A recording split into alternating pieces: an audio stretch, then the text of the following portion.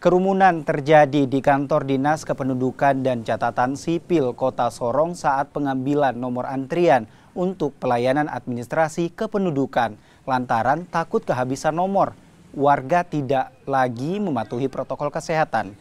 Hal ini berlangsung setiap hari saat dibuka pelayanan pengurusan administrasi kependudukan, baik pembuatan KTP elektronik maupun surat lainnya. Petugas sendiri sudah sering mengarahkan masyarakat agar tidak mengabaikan protokol kesehatan, namun hal tersebut diabaikan masyarakat. Bahkan beberapa kali petugas COVID-19 Kota Sorong datang untuk menertibkan proses pengurusan administrasi kependudukan yang sudah menimbulkan kerumunan. Tidak bisa diatur dan itu bisa menimbulkan mengganggu kesehatan masyarakat. Bisa saja kita ambil langkah, mungkin terjadi penutupan sementara dan sebagainya. Itu bisa saja langkah-langkah itu kita ambil demi kepentingan kesehatan masyarakat. Itu yang kita pikirkan juga.